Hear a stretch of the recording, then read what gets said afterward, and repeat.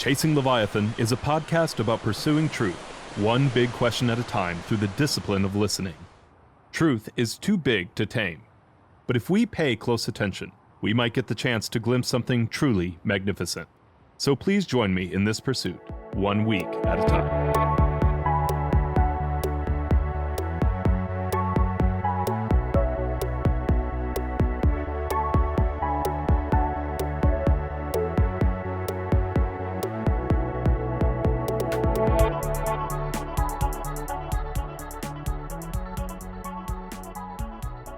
Hello and welcome to Chasing Leviathan. I'm your host, PJ Weary, and I'm here with Dr. Chris McRae, Associate Professor at the Department of Communication at the University of Southern Florida. And it's a real pleasure to have you today. Yeah, thanks, PJ. I'm super excited to be here and talk with you. And so today we're talking about your book, Listening for Learning, Performing a Pedagogy of Sound and Listening. And what I really appreciate is the way that you have taken kind of academic discourse and folded creative discourse into it. But it does create, it creates almost a new vocabulary. Like there's a lot of phrases that I'm like, oh, he's using that in a different way. So really excited to talk to you today about this, especially because this podcast is about listening, right? And the idea of listening for learning. So as soon as I saw the title of your book, I'm like, oh, this is a great fit. Talk to us a little bit. Where did this book come from? Yeah, sure. So I've been thinking about this. The first book I wrote was called Performative Listening, Hearing Others in Qualitative Research. And that project kind of became a theory of listening that I sort of like generated in conversation with performance studies, which is where a lot of my research and teaching takes place. And then this book was sort of like answering the question, okay, so if performative listening is this thing, what happens if I do that? What happens if I apply this kind of listening to the classroom experience, to the experience of teaching and learning? So I teach classes in performance studies. I don't know, I could say a little bit about what performance studies is, if that's helpful. Yeah, that'd be great. So performance studies is this really nebulous field of inquiry that like encompasses lots of disciplines, from theater to musicology to communication. And in communication, where I'm located, performance comes out of the background of oral interpretation, elocution. So when communication as a discipline sort of took shape in the early 20th century, it was speech teachers in English departments who said, we think actually rhetoric and speech is its own thing. And they joined up at some points with folks who were doing elocution and oral interpretation of literature, which is basically reading out loud is an interpretive act, and we can teach people to learn how to read out loud, and they would adapt literature. So we would adapt literary texts, like let's say like Huck Finn. We'll turn Huck Finn into a staged production. And all of this like backstory of oral interpretation links up with performance studies, the broader field, for me in three ways. Performance is a metaphor for thinking about communication. Performance is an object that we could study or analyze, so we could look at performances and learn about communication. And performance is a method, so we can learn by doing things. I always use the example of riding a bicycle. I don't know anybody who learned how to ride a bicycle by reading about it. Everybody learns how to ride a bicycle by falling a bunch, right? So I took these kind of commitments of performance and applied them to listening. And I teach these performance classes, and I thought, what happens if I listen to this classroom? Because in a performance classroom, students are getting up, they're moving around, we're trying things out, we're interpreting texts with our bodies and our voices. And the classroom I teach in it's a performance lab. So it's like a black box theater space, and it's very loud. If I leave the door open, people walk by and they shut the door on me all the time because we're making a lot of noise. We're not doing like traditional kind of rows of desks and sitting and having kind of quiet, calm discussion. Like we're getting up and we're moving around. And so I thought, what could we learn about learning and teaching if I engaged with all the sounds, all the listening that's going on in this space? And this book, of course, I get the contract for the book, and the next day the university shut down for COVID. So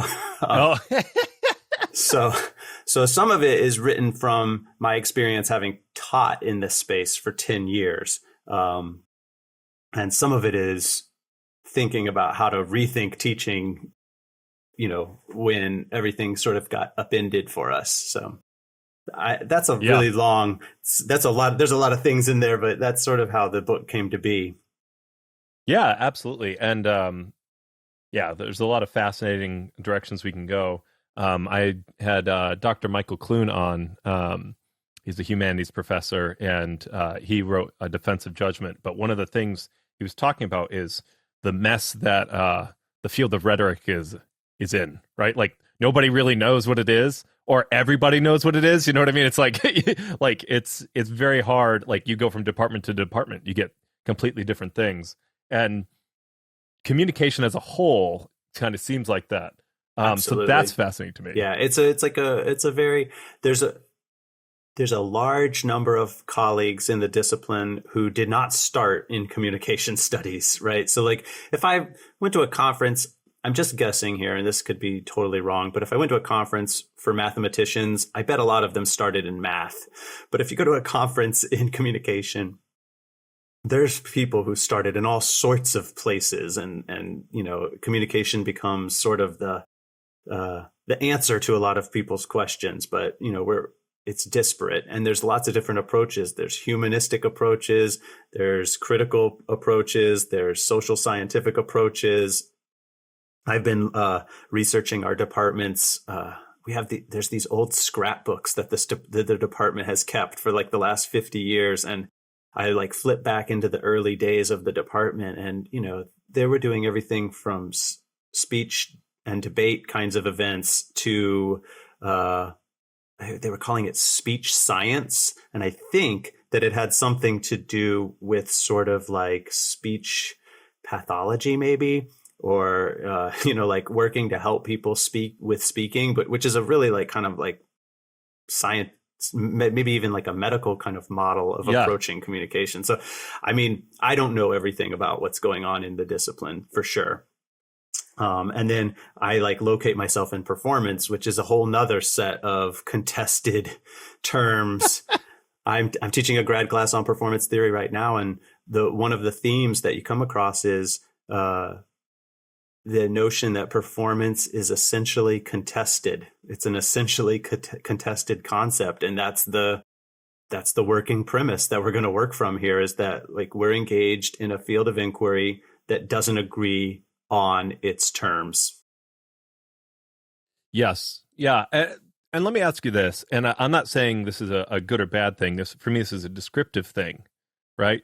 I think like you see rhetoric as a very defined field, right? Mm-hmm. And, in terms of communication, I think that's the closest you have a couple hundred years ago, right? You have rhetoric. And so it's a very defined field. But that's because you have a very defined culture. And a lot of the reason that a lot of this is contested is because the guideposts for communication, for performance, are socially constructed. And now we live in a pluralistic society. We have this globalization and a lot of cultures coming into contact. And that's why what had previously been things set in stone are now contested, because you basically have like guideposts running into each other. Is that a fair way to think about it? Maybe. And I think, so I always pause at social construction just a little bit, because to me, there's a suggestion in that terminology of things being fixed. And so I think, and performance wants to always play with the process of creating things. So it might be, and I always think of it as constituting realities instead of constructing the realities. So we're making them and we're constantly remaking them. We're performing them. I think one thing that makes performance contested also is its interdisciplinarity. So it's not going to fall only in one discipline. So this is sort of like, it doesn't always play by the rules of the institutions of academia, because it's crossing boundaries that are created to kind of have those fixed goalposts like you're talking about. Of course, universities and academia always champion interdisciplinarity, but they don't have the greatest way of making sense of interdisciplinarity when it's happening.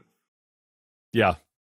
Yeah. I had, I believe her last name is Lave, Dr. Rebecca Lave, on, and she created her own field, critical physical geography. And it was a fight, right? Like when she describes the process of like coming up with her own field, but it was about the social realities of landscapes, right? Like the way, as an example, the way that fertilizer coming off of agriculture is creating a dead zone in the Gulf of Mexico.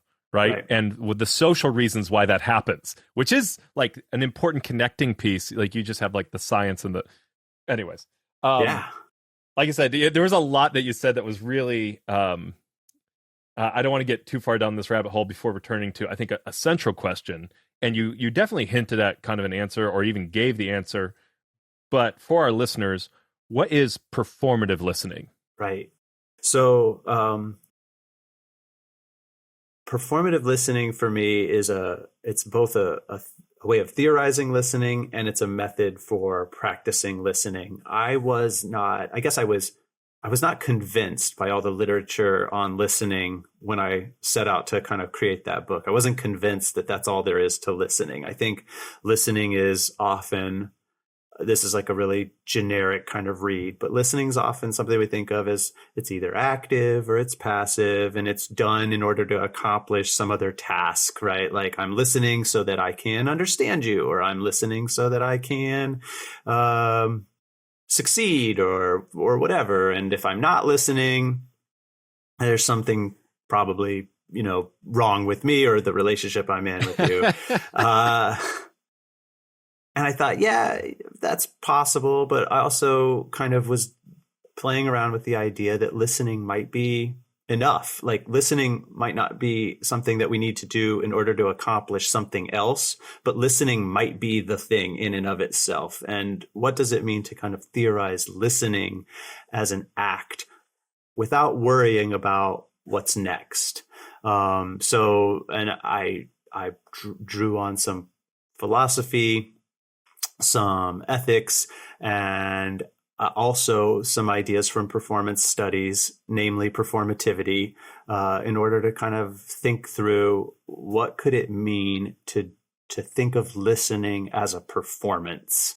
And just like rhetoric, performance has this sort of like pejorative connotation, like it's just a performance. I'm fascinated as of late that performativity has been kind of like adopted in pop culture, and it comes with sort of a pejorative kind of like connotation of, some sort of performative insert activism, right? Performative activism, and that's somehow disingenuous or not true or real. And the thing about performativity, and this is, folks like Judith Butler kind of give us the idea that maybe gender is a performative accomplishment. And she's not saying that gender is fake, but she's saying that gender is something that we do actively. It's made through our performances. And so performativity for me is a making of reality. And to say that listening is performative is to say that listening is a way that we make reality. One of the authors that I am drawn to is Lisbeth Lepari, who has a theory of listening otherwise, and she's drawing on Levinas's work about engaging with the other. And the idea is that when we listen, we make the other possible. So listening it's a constitutive, performative force that makes other people. Without listening, there's nothing. And so this is sort of what I'm thinking about with performative listening, is the idea that when we listen, we're making realities. And of course, our listening is always also culturally shaped and informed. So we've learned to listen in certain ways. We've learned to make people in certain ways or make relationships in certain kinds of ways. Without like doing a lot of extra reading, I would sort of guess that some of the listening for accomplishing tasks or listening in order to be more efficient in your business, this is a listening that we've learned in order to accomplish capitalism, right? So, if I listen in a way that's efficient, then I'm going to succeed in a certain kind of structure. So I don't know. This is it. Kind of the performative listening is a thing that makes our reality with others. And maybe if we listen in ways that account for and attend for the way that we've come to be listeners, we might be able to listen differently. Yeah. So the way that I have always talked about listening with other people has relied on models. And so this is not in binary opposition to you. I am trying to move from my own understanding to yours, if that makes sense. Yeah.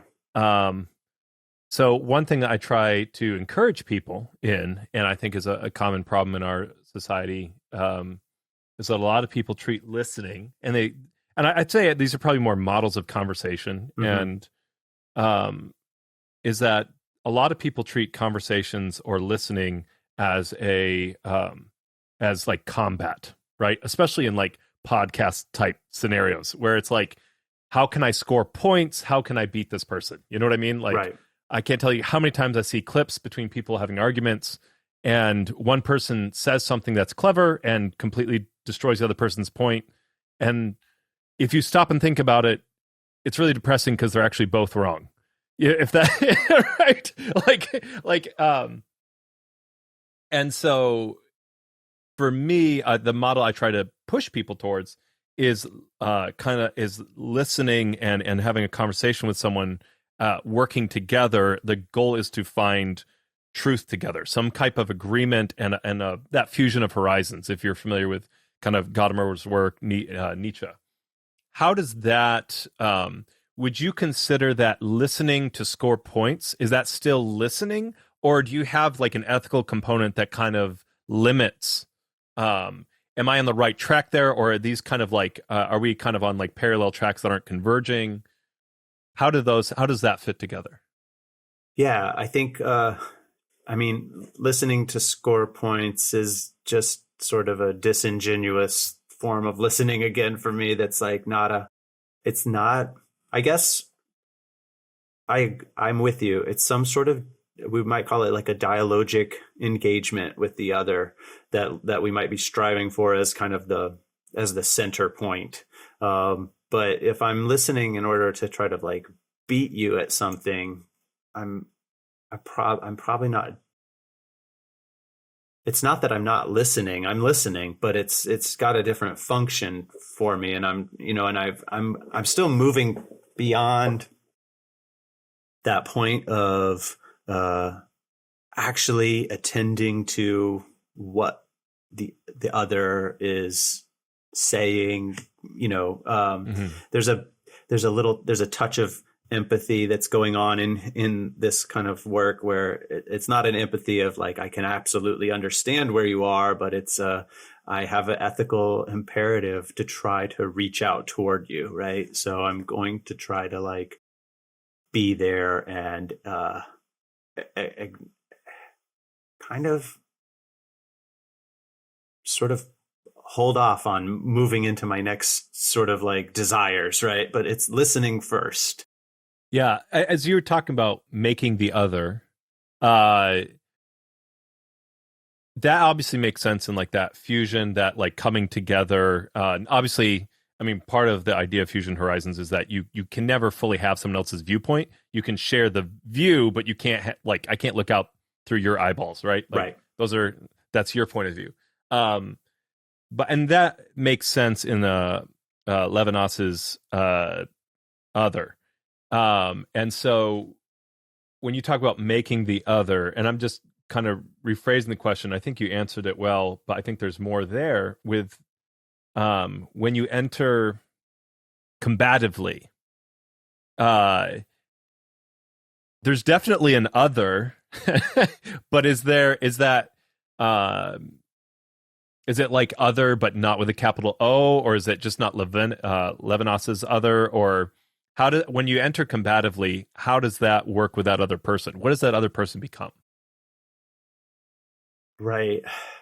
So I'll try to think through this. So this was a while ago. I was writing in like a Panera Bread. I was sitting there writing in the morning, and there were some people loudly talking. There's always people loudly talking around me, and I love to eavesdrop. Like it's a favorite. I love it. I mean, if people listening, people watching's a thing. People listening. Yeah. Right. But they start, and I feel like we live in a fairly contentious political climate, and so these folks were talking, and they were espousing views that I found like abominable, and also were ones that I did not encounter in my everyday life from anybody that I knew. And even college students that I get a wide range of diverse perspectives. So this was a really strong take that they had that I didn't agree with, that I knew existed through, like external sources, right? Like I knew that it was out there. I just didn't know anybody who had those views, and I had to leave. I had to move. I couldn't take it. 'Cause I didn't want to engage either in combat with them, because and I was writing about listening. This is what I'm sitting there writing about. I'm writing about listening, and I'm writing about trying to engage with people from different perspectives. And I realized that like, it's not always possible. So I couldn't do it. And it was at that moment, I couldn't do that given my position and given my experiences in the world. I found that like not possible. So I guess that's sort of a roundabout way of saying like sometimes that combative stance, it might have a real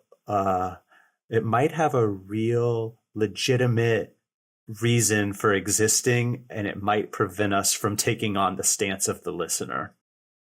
So, and I think as a white guy, right, I have certain privileges also. And so I want to be careful before I start to say that everybody should do this kind of listening, because not everybody has this same embodied experience and have the privilege to move through different systems and structures the way that I do. So when I call for listening, and I think about my own listening, it's always located in my embodied perspective and position as listener too. When I leave the Panera, because these people are talking politics in ways that I found horrendous, like that's my privilege, right, to get to leave. Yeah, and maybe this is the flip side, or maybe this isn't where you're going at all. Maybe the combative nature, and this is a very difficult question. But like this is where we get into the realm of censorship, and when is an appropriate time to like, no, that's actually like, I mean, we can go to the easy one. The easy one is, no, you're not allowed to yell fire in the theater. Right. Because that will hurt people, right? Like we've established that. And then this like the exercise of the law in terms of gray areas where it seems really straightforward. And we know a lot of very straightforward cases like fire, or, hey, we're talking about, who should be president next. That should probably be an open-ended discussion, right? Like, right. Like otherwise it's not a democracy if we're censoring, like, but then you get into these things where it's like, okay, that's, okay, making death threats is bad. Is that a death threat? Is that a joke? Like, is that someone pretending, and so that also comes to mind as you're talking about this, where it's like, and you have, like you were talking about, that privilege of like, I'm not, you're not the Panera owner. You can't ask those people to leave, but you can leave. Right. And you could say, I'm going to be combative here. And I'm just like, you are not the other I'm engaging with today. Right. And so, in that moment too, and in that moment, right, if I think about my listening as constitutive of a reality, my listening created a new reality. Like it created a new reality for me, one where I was no longer in Panera, and it created a reality for others where I was no longer there either. I didn't want to make that, I didn't allow that to continue, which is maybe like, not as satisfying as, slamming down my coffee and, telling them what I thought or whatever. Well, and it's interesting, though, because it becomes very apparent, and we know this from a psychological perspective, that one of the best things for you is to be around life-giving people, right? One of the worst things you can do for your mental health is be around people. And so we have to make these decisions on a daily basis where we constitute our realities. Because part of the reality that was constituted is, I'm sure you left in a great mood when you left Panera. Right. Yeah. And it's become part of your story. Right. that you are thinking through that. And so that's also part of like the new reality that listening created. And if you'd had Bose noise canceling headphones on, you like that reality wouldn't have happened, And right. So it was. Yeah, and I would have continued to, I think Rob Walzer is a musicologist, and he has a book review of this book called Bad Music, the Music We Love to Hate. And he takes the book to task in one of the most important ways for me, because the book's written by other respected musicologists, and he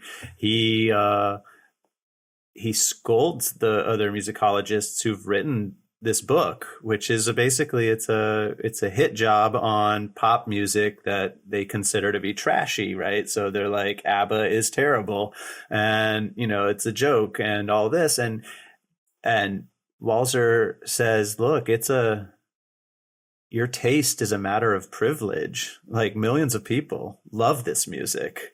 And really the only bad music that there is, and this goes to your point about calling out fire, is music that's dangerous, is music that is hateful.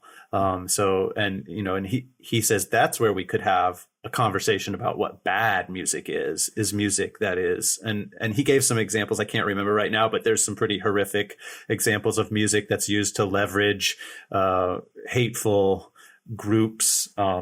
Yes.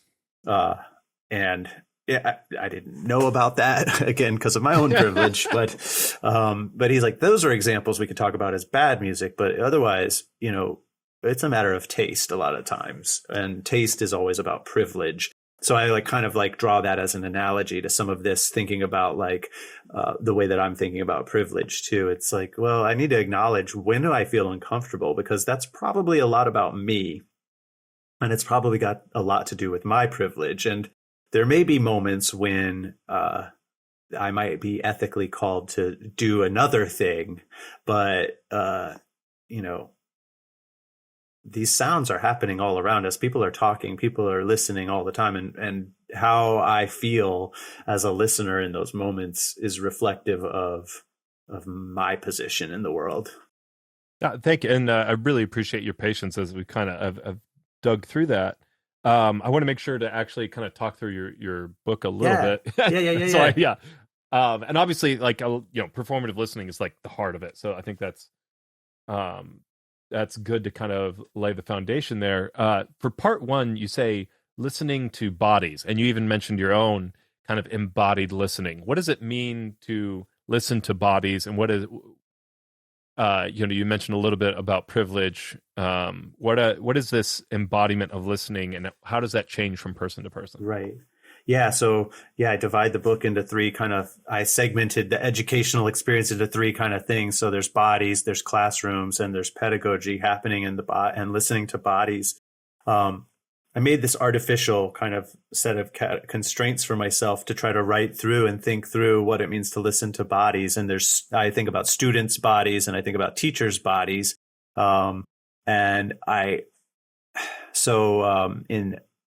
I started to draw on the work that's happening in sound studies, where sound is taken as this kind of question. of cultural production, and I came across the idea. I think the name is Michel Chion, and he writes about sound as it's used in movies a lot of the time, and the way we have sound there. But he warns against causal approaches to thinking about sound. So where we would think about sound as coming from a source. It's a reduction. Can you spell causal?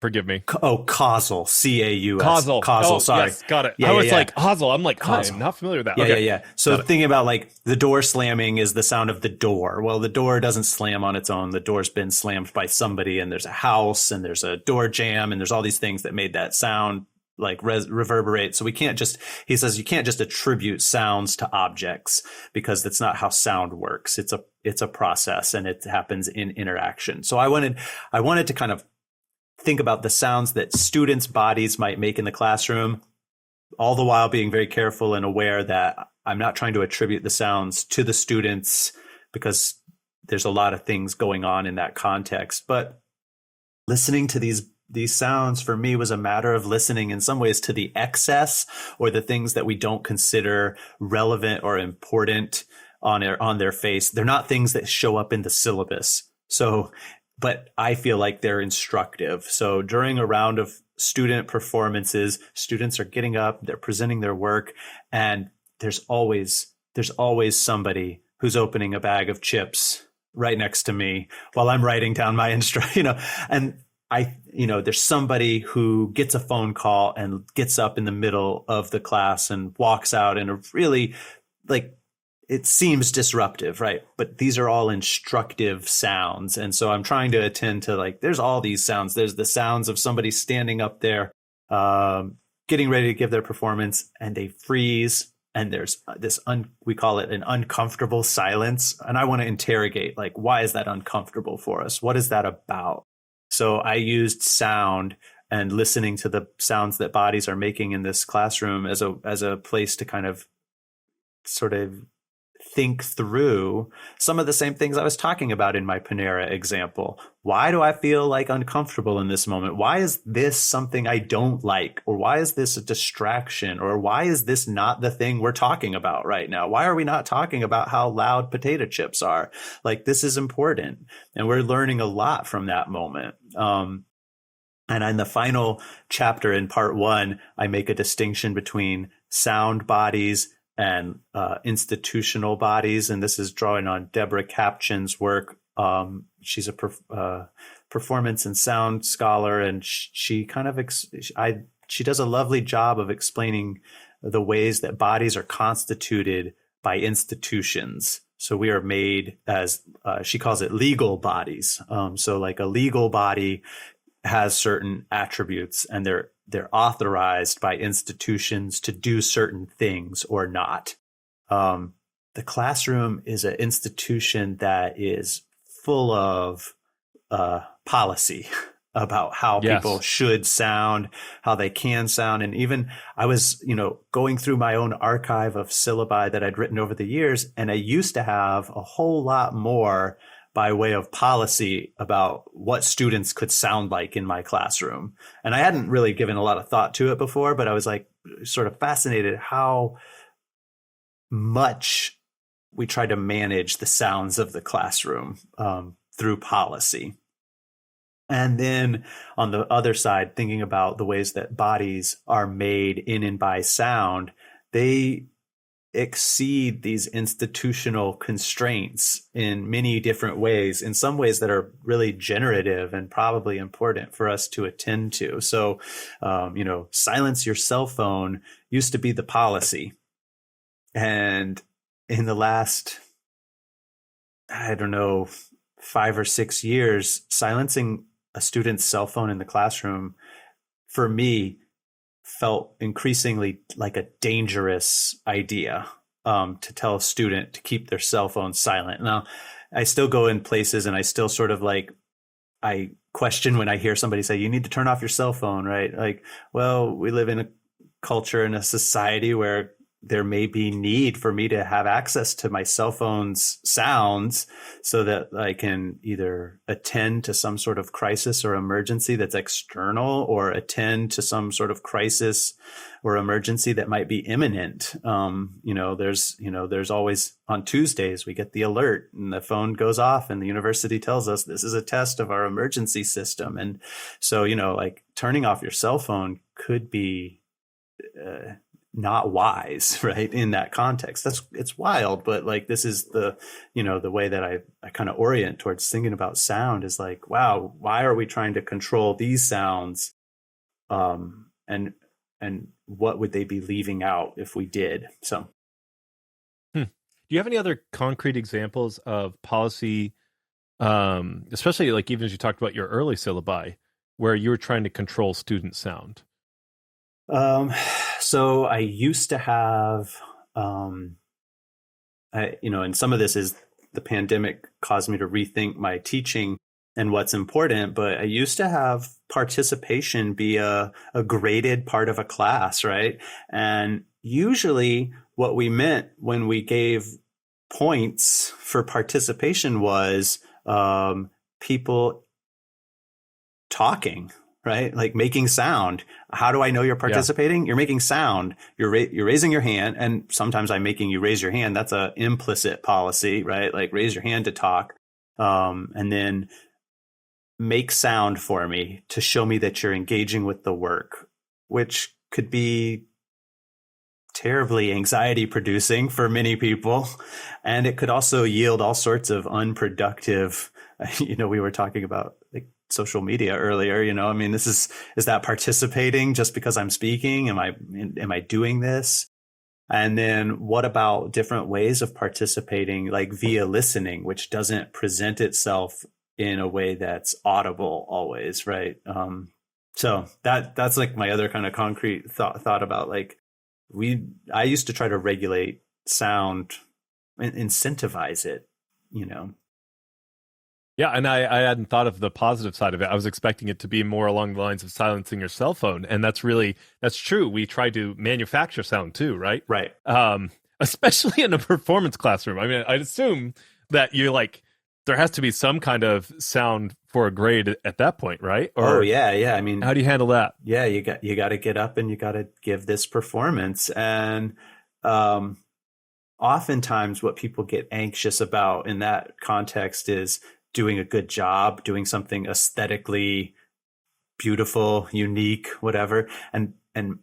But that's not my concern. Usually my concern is making meaningful choices, which could yield the most beautiful, touching performance you've ever seen. It could also yield something that just is a total flop. But if you have a meaningful choice behind what you did, then to me, that's doing the interpretive work of performance. So, because performance for me is about embodying my interpretation of a text and doing so in a way that's reflexive, that is possibly generative.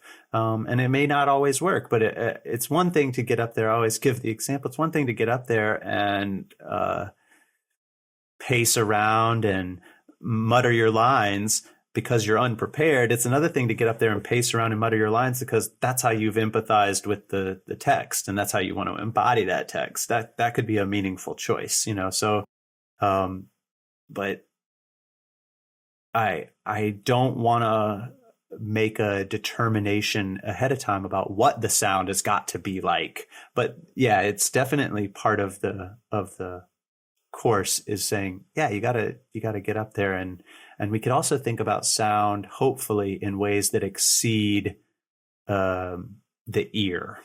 So sound is just the thing I'm playing with, but it's not only about your auditory processes, but it's this fully sensory kind of way of engaging with things. So yeah. And forgive me for kind of diverting down a rabbit trail here. When you say reflexive and generative, can you talk about what those mean for you in this context? Sure. Yeah. So, and these are two of my these are my go-to kinds of concepts. And performative listening is all about reflexivity, which is a turning back on the self and questioning not what I did, but how I was doing what I was doing. So it's not just that like after this conversation, I might be reflective and I might reflect on, oh, I had this great podcast talk. Somebody wanted to talk about my book. I can't believe it. I might then be reflexive and think about how it kind of the conditions that came to make this possible, and how this kind of, it's not just that I had a conversation about my book on a podcast. It's about I have a relationship with, my brother-in-law who has a relationship with you, who put us in contact with one another. And that's a really kind of interesting dynamic. And so reflexivity is trying to cultivate that awareness of how I came to the way that I'm listening in the first place.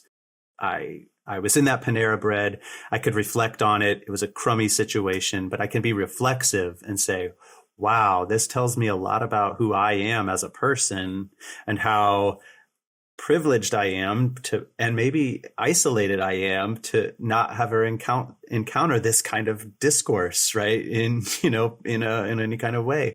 And so reflexive is kind of accounting for my position as a listener. And then generative for me is about,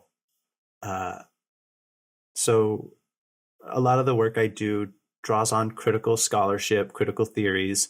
And this is good because I think that we're trying to uncover how things work, how things are made, how realities are made. But it's not enough for me to point out kind of the brokenness of things. It's got to also have some sort of component that's generative, that makes something new, maybe a new insight, maybe a new connection. Performance is about being generative as well. So when I interpret a text and let's say I just create a performance of a text that I've read, the generative part of that is not just that I've reflected to you this written text, but that I've now created a new way for you to think about this text through the way that I've interpreted the text. When I say listening is generative, it's that making that listening does. It makes the relationships. It's creative. It's open-ended. It's transformative. Something new is happening. It's the 1 + 1 is not 2. It's yellow kind of thing. So, when I listen to this, something new happens. I don't always know what that will be, but I'm aiming for the kind of generative moment. And I think, and I don't want to jump straight to morality. I understand. I think for me, when I look at art or making practices, for me, a lot of it is forming an undergirding vision of the good life for people. And so a lot of like listening to these different performances, I'd mentioned it before, Dr. Clune talked about negative capacity in John Keats, or the suspension of our moral values so that they can grow, right? So this idea that when I'm approached by something new and creative, it allows me to see the world in a new way that may actually impact and make me a better person, right? Because am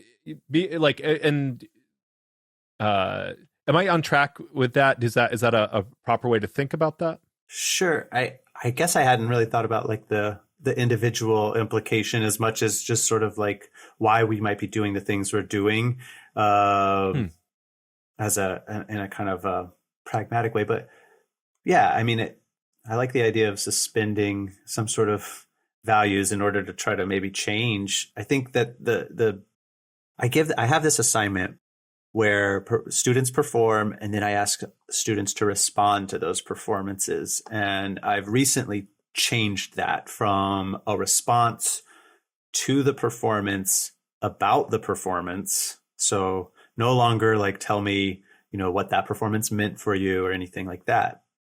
to a response where I ask you to make a generative kind of response where you create something new because of the performance. So, and maybe maybe that connects to what you're talking about a little bit. But so it's the generative is about kind of saying yes and to the thing that I've encountered. I didn't go to the movie and I make a response and write on like Rotten Tomatoes what I thought of the movie. Instead, I went to that movie and now I have to go make a movie. Like I saw that movie, now I have to make a movie. That would be a generative response, right? I went to that movie and now I have to make a painting. Not I'm going to go online and make some sort of like, monologue about Rant. what I thought of. Yeah, like that's not generative for me in that sense of creating something because of an encounter with something else. Yeah, and I think there might be something. I love that you're talking about it this way, and I obviously come at it from a slightly different discipline. For me, as we talk about this, there's something generative that happened in Panera Bread, right? Right. Yeah. Because you like, and it's not. It didn't come out as a work of art or even a making practice per se, except as how it has shaped and formed you, if that makes sense. And now, whether it has made you a better or worse person, yeah, right? Like that's a complicated topic because I didn't know you before you were in the Panera Bread. Maybe you were just like this absolutely incredible person, and now you're just like slightly less incredible. Yeah, but but I think and that's where the reflexivity comes in. My guess is that it made you a better person because it provoked analysis. Yeah, right, and then you have adopted a new making of yourself, if that makes sense. Absolutely. I mean, look, I'm thinking about listening as this process of trying to encounter others and to sort of allow for others to exist. And often when I say that, I imagine others whose stories might need to be told, who aren't getting told or who aren't getting heard, right? I'm not imagining the status quo usually, right? But then to encounter somebody who really like threw me for a loop, I wasn't expecting that. And then it's like, well, maybe I'm not as good at this as I thought, maybe this isn't as easy as I thought, or this is, for me, it's not hard for me to imagine that others might have experiences that I can't understand, and that those experiences aren't being permitted to exist because of cultural or institutional structures that we have in place. That I think I can accept that premise that like the world, the society culture that we've created, it doesn't always allow for everybody to thrive. It's harder for me to imagine some of the people who might be okay with the fact that is the way that it is, right? And so then it's like, okay, how do I try to comprehend? Maybe I can't comprehend, but how do I just try to like accept that that's a reality that also exists? So it's saying, I'm trying to think back to. So the thing that's generative here is, it makes me have to sharpen this kind of theoretical perspective. It makes me have to kind of revisit this a little bit. And I don't want to give too much of, I don't want to like draw too much focus to that moment either, but because I think that it's maybe when I'm doing that, it's sort of like, well, what else am I leaving out? What am I not listening to in lieu of that? Yeah, but I think that it's important because it's like, I encountered that moment. Now I need to sort of rethink what it means when I say that we've got to listen to others. Because for me to be able to walk away from that, that's one thing, but there may be people who can't walk away from that moment. Right. Yes. Or if they're walking away from Thanksgiving and they're losing family relationships over stuff like that. Right. That's a very different thing than walking away from a complete stranger in Panera because they're obnoxious or abominable. Or who might be, yeah. I'm sorry, their views were abominable. That I want to be, yes. Well, and they might be doing harm to others, which is like even more kind of like sort of troubling, is that I don't like ABBA, right? Like I don't listen to that music, but it doesn't harm me either, right? And I know that others like that music, and that's totally fine. That's totally cool. We can have it on in the background, but I'm not going to choose that. But like, it doesn't harm me either. But some things can harm people, and that, I think even with the institutional policies that I was trying to suggest, is that some of those policies actually harm people, and they might leave people out, and that's something that, if we attend to sound and listening in the classroom space, we might really kind of, we might create more inclusive kinds of pedagogies, or more kind of inclusive teaching moments where it's like, wow, I never really considered, I mean, I was not thinking of this when I first put my cell phone policy in place or whatever, or participation. I wasn't really thinking about like how kind of that maybe privileged certain bodies over other bodies. But it could have been doing harm to people and excluding them in certain ways that's, worth revisiting. Yeah. And I want to be cognizant of your time. So I definitely, there's so much to talk about here, but I want to make sure we talk about so we've talked about bodies, and maybe this goes into the institutional discussion a little bit, listening from learning spaces. What do you mean by that? I mean, there's a materiality to the spaces that we're working in when we're working in the classroom, and sound studies draws our attention to that. So, the acoustics of a space are designed intentionally. They're rhetorical even. I'm drawing a blank on the name right now, but there's a great book that's like a history of acoustic design in the 20th century. And there, it wasn't until the early 1900s that there was a noise ordinance around hospitals. But that was put into place because as the Industrial Revolution saw the, creation of machines and cars and things like that, all of a sudden hospitals were in the midst of cities, in the midst of lots of sounds that were, kind of terrible, and so there was a noise ordinance, and now you see that there's things like insulation in our buildings to kind of dampen noise and sounds. Of course, like when we're on a podcast right now, and I know somebody's going to manipulate the sound later, or that we both have these microphones and headphones, and like we've created sound spaces that are going to foster this kind of dialogue. So, but when acoustic panels were first sold to office buildings, they were sold to increase productivity. If workers can have less noises in their workspace, they can work more, and that'd be great. So classrooms are acoustically designed, and I wanted to think through how those spaces are designed, how sound is managed to create classrooms in certain kinds of ways, and there's like really obvious things. Like I'm thinking about my experience in school where there's bells that signal the class changes and things like that, or,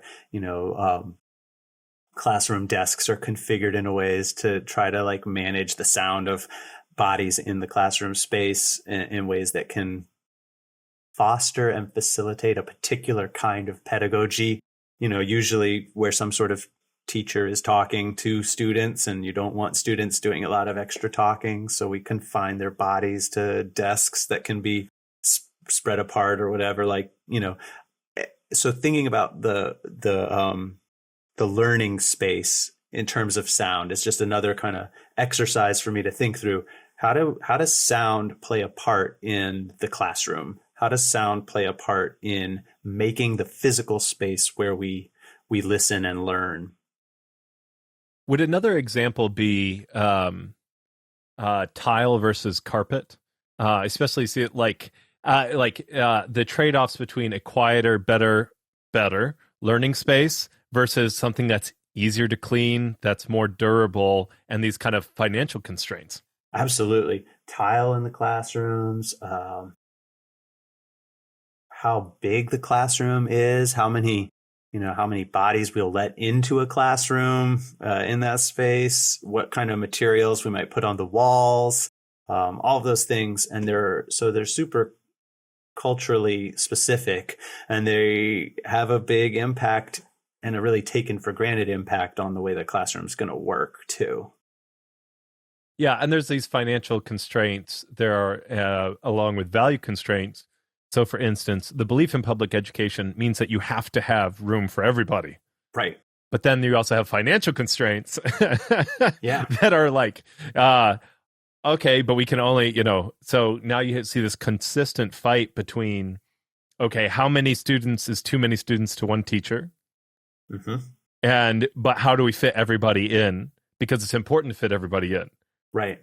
Right. And then you have something like a global pandemic come by and teach us that, the way to contain aerosolized virus particles is to wear masks. And then we do that, and it's going to change the way that the classroom can be kind of managed, or the way the learning can happen. I mean, it's not like there's no moral judgment on my part on masks, but it does affect what kind of learning we have institutionalized as, a best practice, right? Yeah. I mean, it obviously limits sound. It right? limits sounds. Like fundamentally. It does. It just will, and it does, and it doesn't. It's a challenge. It's not impossible, but it also draws attention to those financial constraints about where we've put our values and resources into these spaces where, when you have a classroom of like 30 children, where there's already not enough room for them, and then we're trying to space them out and also kind of muffle them, and sound is a huge kind of factor into how that educational space gets kind of run. And every little adjustment or change, I think, could be attended to when we think about listening and sound. So,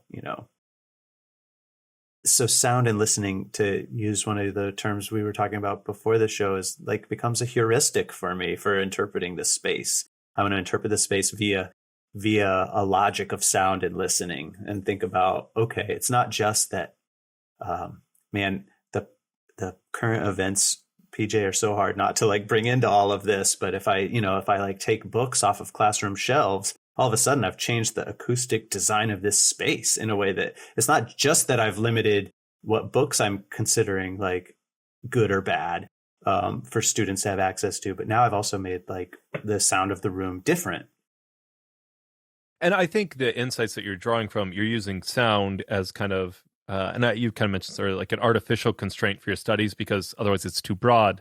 But these insights, like even as you're talking about books, and I understand that some people have some problems with their methodology, but you look at like Freakonomics, the number one indicator that a kid will read is the presence of books in the home. And I assume that goes with the classroom, right? I assume, like yeah. Kids get bored. If you have a bunch of books in there, that's, there's a lot there. The point is that what you're saying about sound is the same with sight, right? You were talking about what's up on the walls and that kids see. And you could take a lot of these very similar insights and they get applied in slightly different ways, but the underlying heuristic is very similar. There's a similar structure here in the way that things are guided institutionally. Right. Obviously, you're going to be talking about not the fact that light reflects off things, right, rather than reverberates through, is going to be different, right? There's a different logic of sound to sight, but the way that the institution shapes these, and a lot of there's some similarities in structure. Absolutely. I mean, you walk into a room and it's a new space. It has nothing in it. You feel different than when you walk into a space that feels, these are sort of squishy words like warm and inviting, but what I would mean by that is like there's stuff on the walls like you're talking about, or there's carpeting, or there's a rug, or there's some, like beanbag chairs for people to sit in. And like, this feels like a space where I feel comfortable to be in this space. Right. And I feel, and that feeling, I would ask, who feels comfortable? and how did the institution work to make that the thing that is going to be what we're going to privilege as comfortable for students learning. And I think that we can learn a lot from that in thinking about, well, like maybe not everybody will feel comfortable in these spaces, but maybe we can sort of question how that's being kind of produced and how that's producing the kind of learning that we're getting towards. And it's always there's always an ideology, or there's always a value system that's underlying those things. Yeah, and you were talking about with like socially constructing, you prefer that to socially constructed. You can talk about touch and presence too. Like, so for instance, what's considered close in America, I had a friend who lived in China for a year and a half, and you were not considered in line to something unless you were literally touching, not with your hands, but with like your body, the person in front of you, which in America would be grossly impolite, right? And so it's very, very. I love the in-depth nature and the way that you get into the weeds of the sound, but also like I hope that what comes out is that there's the way like your approach and analysis is something that could be replicated across the different senses, even. Right. Yeah, and I think I'm thinking of, as I start to think about sound as vibration, and I think, like less to do with your ear and more to do with just being sensorily aware, but I do think, I think it could absolutely get us to think about hopefully the ways that different institutional spaces invite certain kinds of practices and what those implications are as well. So I want to say thank you so much for coming on the show. Yeah. As a final, do you have a final takeaway for our listeners today? Wow. Well, I think just sum up your whole book in like one thing. One thing, yeah. That's tricky. I guess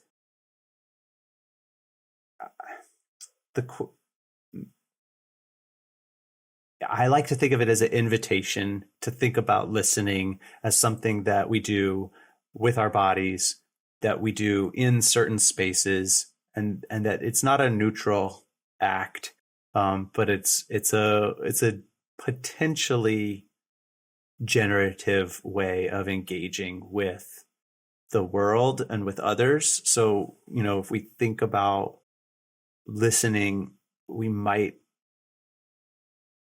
approach learning in a way that's more expansive than sort of an outcome-driven approach to thinking and learning, but instead a kind of a site for, I'm so nervous to say it, but maybe like a site for surprise, for something that we hadn't considered before.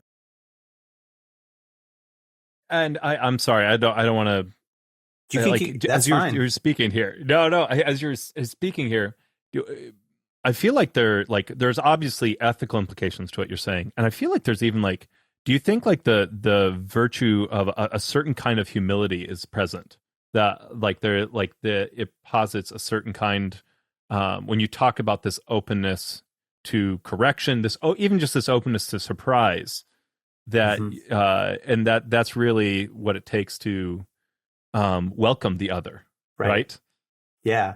I started to do this thing. So thinking about, the metaphors that we're using and thinking about Lakoff and Johnson and the metaphors we live by. And so I've started, ever since I started writing about listening, I've started to try to use listening metaphors in the way that I communicate with others. It's tricky because the visual metaphors are pervasive and they're easy to come by, but and they're also really pointed. Like look at what I'm saying here. Look right here. Versus listen to what I have to say, which it invites you to take a different stance altogether. And so, I try to sort of, if I write an email and I'm looking forward. What would you say instead of I'm looking forward, right? Maybe